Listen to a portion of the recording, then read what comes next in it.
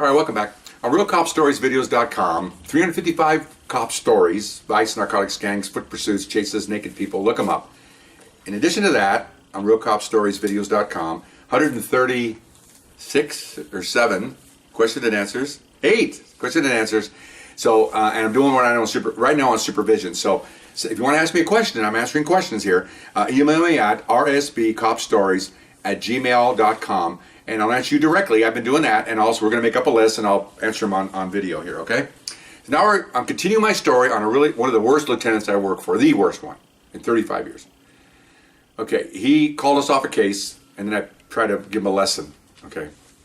Sometimes you have to teach people, older people, okay? So now I'm on track here. There was an inside squad of investigators that gave us some of the clues. And then we're the field squad that follow people. And there's another squad in the field in the other part. We split the city in half, and they were on the other side of the city in San Fernando Valley, and we're this side of the downtown. Okay. So this group was tasked to look at cases and give them to us if surveillance was needed, or do them themselves. Okay. Well, they got a clue. I'm not sure the detail. I'm not sure the details, but I'll give you the general thing. Someone had a photomat. Even some of those little drug photomats, called the police because they had a photo of some guys that looked like they had bomb materials. They take photos, wires and boxings and batteries, and they know what they freaked out because when post 9/11, when see something, say something. So they called our unit, okay, and so they went out and looked at this and noted where the phone number was and and this is actually a potential crime. So they got a search warrant to get his. They had a phone number on there. They got like a 5-hour search warrant to get the phone number information, find out where it is. Then they told the guy to call the guy and tell them that the photos are in, but they're going to close early today. If you really want them, you need to come in. Okay, and they sat around that photo. They went, and sure enough, here they come. Pulled in there. The guy handed the thing, and he had a signal. I'm not sure what the signal was, but I was told by the other guys that the clerk in those little booths gave a signal, and they all took off. And they followed him back to his residence, which they wound up having off the phone number, but sometimes, things don't match. Okay, fine. So they're set up on the house, and this is like 4 in the afternoon now. So we get a call. We're out in the field doing something. So my lieutenant says, hey, they have this possible bomb investigation. We need you out there. And I go, well, wait a minute. I said, do they need a surveillance? No, they already followed him to the house. Well, what are we there for? Well, they might need us. For what?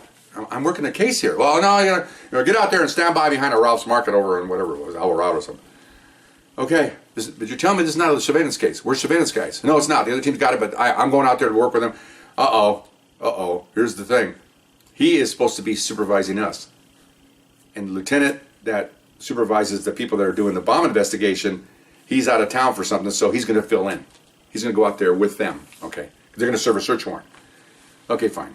They had enough people. They have like a dozen. Okay, so they're supposed to sit up the street, watch the house, make sure nobody gets out, make sure that car doesn't leave while they're waiting to come in further. So 2 of my guys on each of the street, we surrounded the place waiting. We were needed, but not really. We were just there in case the guy drives off. Then we had instructions to whenever, first time he stops somewhere, out come the guns and we're going to, okay, fine. It didn't happen. Waited, an hour and a half, 6 o'clock, starts to get dark, 7 o'clock, and here they come with a warrant. Nobody's left the house. So they hit the pad. They're in, okay. 4 or 5 people are in there.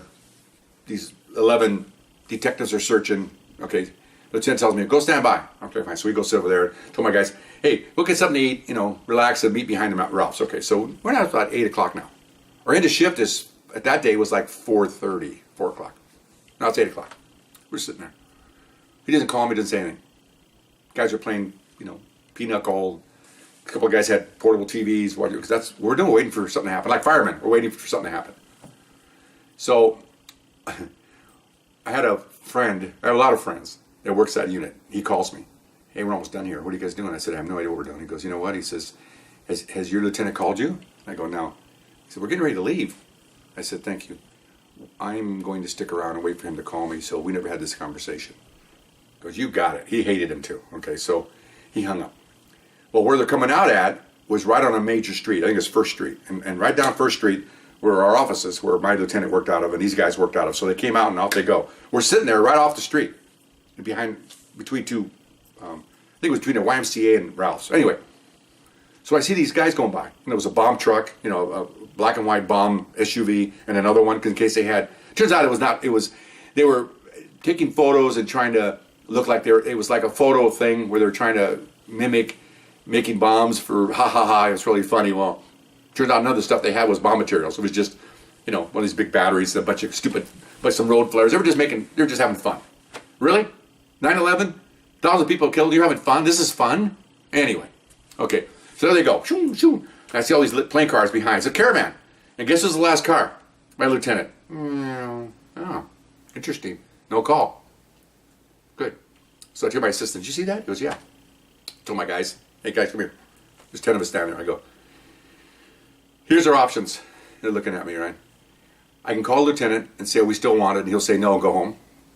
Or we can sit around here for 3 or 4 more hours and make money while we're watching TV and playing cards. Okay, that's such a rhetorical question. It's beyond belief. They look at me going, oh, we'll stick around with them to do. We get time and a half cash. Oh my gosh. Okay, fine. Sorry, citizens, but sometimes you got to teach people a lesson on things, what they're supposed to be doing. So I'm sitting there. We waited and waited and waited and waited. And you would think this idiot would have figured out, I've got my squad, his squad's out there.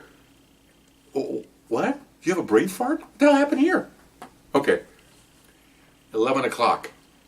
Okay. Nothing. He's already home. Okay, so 11 o'clock I thought, okay guys, I got to make the call. Academy War time. Hello? Hello? Okay. When you hear, hello, what does that tell you at 11 o'clock at night? He's in bed. Okay. And he goes, oh, I think he realized when he said hello that my number was on the phone.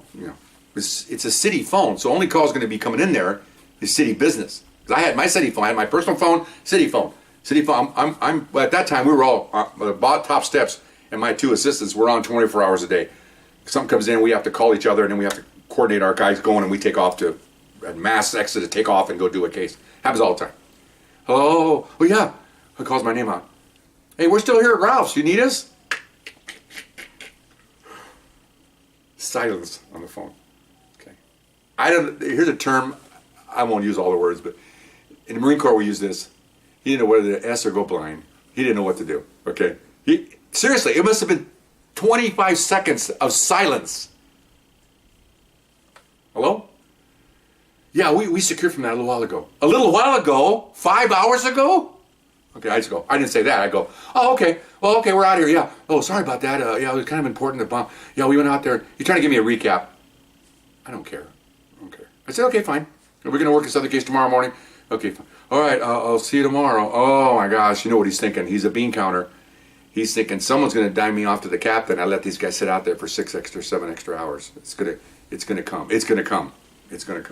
Okay. Day of reckoning's slowly, as long as it's taking me to do this, it's slowly coming, okay? So we put on our slips. Imagine 6 hours overtime times 10 officers. 60 hours of sitting doing nothing. Another lesson. I hate doing this. I didn't want to do this because it really screws over the public when they're paying money for nothing. But you know what? He's my lieutenant. They promoted him. He's in charge. I don't make those decisions.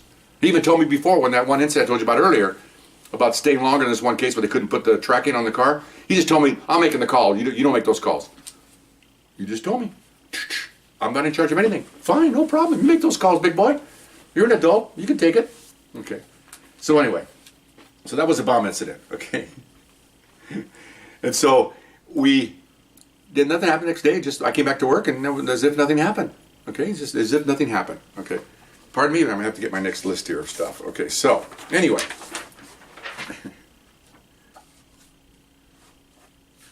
So another thing he used to do is, remember now, I only been working for the guy like 3-4 months, is he would call me. Okay, let me get back up. We started most of our cases at 6 in the morning. The reason why we did most of our cases at 6 in the morning, from that, all of them, is because we want to get to the house of the person we're following while he's still asleep. We call it waking him up. Okay, then he comes out after 6 o'clock. We know he's there. We see his car. See the car. And then we wait. And usually 7:30 he comes out. Waiting later, we'll miss him. Rightfully miss him, not BS miss him like I did on the other story. So that's how our day starts. And we wake him up and put him to bed all day. If you want a good quality case, that's what we do. Okay, all day long. Okay. So this lieutenant had a habit, at the third time he did this, of calling me like at 8 in the morning. He said, oh, by the way, there's an important meeting today at 9:30. Really? I'm out, it's 8 o'clock. I'm out 40 miles, 50 miles, who knows how many miles from downtown. That's where the meeting was. I have to fight rush hour traffic to get in. So I'd say, okay, did you know about, I need to, could you tell me sooner? Oh, I don't know. He's lying because he knew the day before there was a meeting. But he doesn't want me to go. I don't know what his reason is. I have no, to this day, I don't know why he didn't want me to go. It's supposed to be all the top steps in there. The other two guys made it because they're working that office. So each time I try to get in. Means at 9:30, I pull in like 5 to 10, okay, because I'm fighting LA traffic, okay. I walk in, the captain's finishing the meeting, he sees me, he acknowledges me, and I look at him and I give him a respectable, nod on my head. Remember now, we're golf buddies. Remember way back, I was drafted to play golf, and they put me with him, and we won.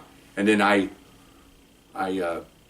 networked with him really a lot, telling him how incompetent this idiot was. Okay, fine. So, that's fine. So I missed the meeting. So then, as soon as I get there, he's done. The captain, the main guy, talks for 20 minutes, 30 minutes, and then he leaves, and then the other lieutenants talk, and lower echelon people, and then we all leave. So he was done with his presentation. He waved everybody goodbye, and looked at me and gave me a wink and waved at me, and I waved at him, and each time I missed a meeting, my wave got lesser, and my face got more stern.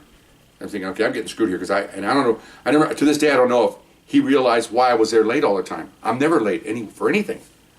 To this day, my wife and I, we have a dinner to go to and want to meet friends. We're half an hour, 20 minutes early, just so we don't have to worry about, I'd rather be 20 minutes early than 1 minute late. It just upsets me when people do that. So, okay, fine. So, all right, fine. So now he's doing that.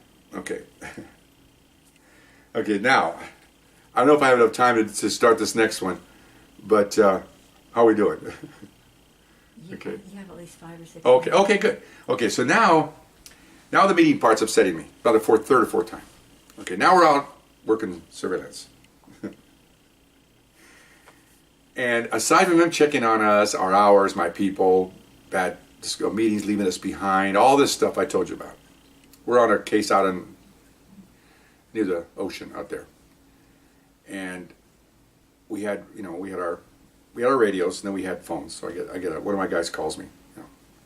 What's going on? Our lieutenant is up in the bushes hiding, watching us. I go, what? He goes, yeah, boss, I'm bullshitting you.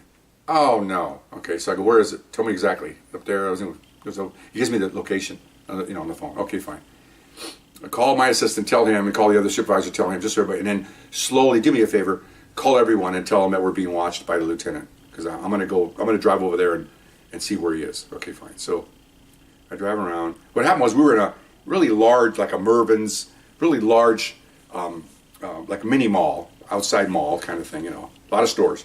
And then the area is hilly, so behind the stores was a cinder block wall, a good 15 feet high, and then above that were houses and cul-de-sacs that came in, because it's really pretty extended, because down there space is valuable there because it's not by the beach, so every inch is used. So walls surround, big wall, and then homes up there. So he's up there. So I go, okay. So I drive by and I looked up, try to not keep my head up. I look up and I don't see him. I call him, where's he at? He goes, oh yeah, he's up there. Just go up there. Okay, fine. So then one of my guys calls me. I found his car. I said, okay. So I go up, I drive all the way around. Yeah, he's up there parked in the cul-de-sac. I can see his, I know his car. He's in the bushes. Okay, fine. Okay. So now I said, thank you, sir. I noted it. Duly noted, right? Yeah, duly noted. Okay, fine. Anyway, so it was interesting just to see him doing that. And I'm thinking, okay, fine. So then I wrote it down, let it go. Okay.